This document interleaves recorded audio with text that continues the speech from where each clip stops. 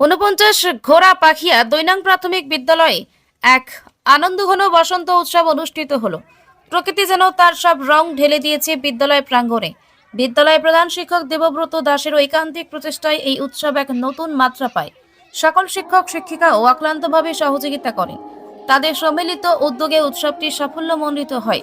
সকাল হতে ২-৩টি গ্রামের মানুষ এসে জড়ো হন বিদ্যালয়ে। এক বর্ণাঢ্য শোভাযাত্রার মাধ্যমে উৎসবের শুভ সূচনা হয়। ছোট ছোট ছেলে মেয়েদের রং বেরঙের পোশাকে যেন এক রূপকথার জগৎ তৈরি হয়। শোভাযাত্রায় অংশ নেয় বিদ্যালয়ের প্রাথমিক থেকে পঞ্চম শ্রেণীর সকল ছাত্রছাত্রী। তাদের সাথে অভিভাবকেরাও আনন্দ ভাগ করে নেন।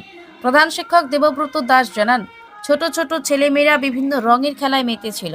তবে আনন্দ আর উচ্ছ্বাস উৎসবকে আরো প্রাণবন্ত করে তোলে। কেউ আবির রাঙা, কেউ আবার ফুলের সৌরভে মাতোয়ারা।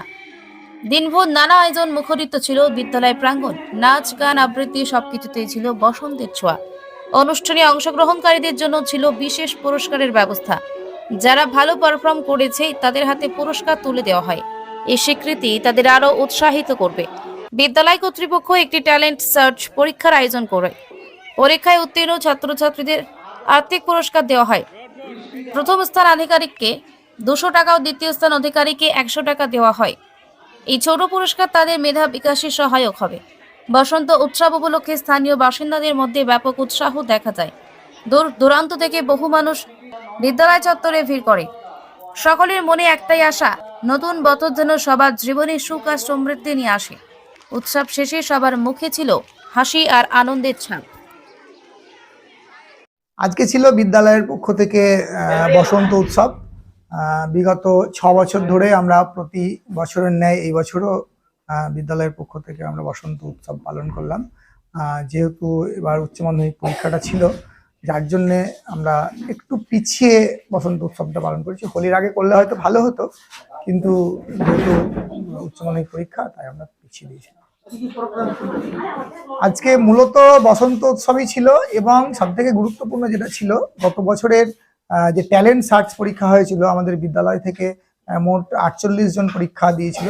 তার মধ্যে 40 জন কৃতকার্য হয়েছে।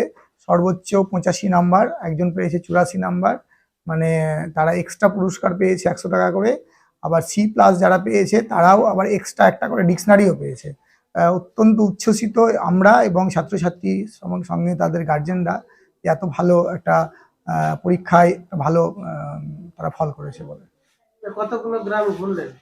আমরা এই ঘোড়াপাখিয়া গাঙ্গিন পুরো গ্রামটাকে সুন্দরভাবে পরিক্রমা করলাম, এবং আমাদের যে বিশেষত্ব সেটা হচ্ছে যে গ্রামটাই ছোট ছোট যে একটা করে মোড়ের মতো আছে, সেইখানে একটা করে নৃত্য করে সেই পাড়ার মানুষকে আমরা আবার এই বসন্তের ছোঁয়া মানে লাগাতে পেরেছি।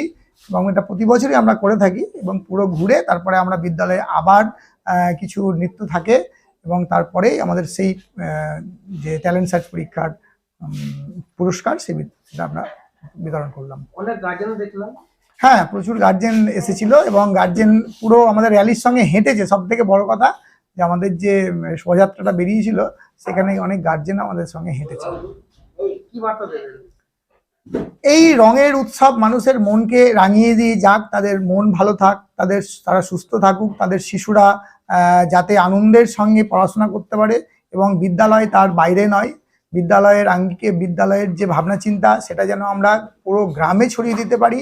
এই যে কালচারটা আজকে ধীরে ধীরে শিশুদের মধ্যে জেগে উঠেছে, সেটা আমরা লক্ষ্য করতেও পারছি যে এত গার্জেনের উপস্থিতি সেটা প্রমাণ করে যে আমাদের এই যে উৎসব এবং আমাদের যে একটা আনন্দ, সেটা আমরা প্রবাহিত করতে পেরেছি গোটা গ্রামে।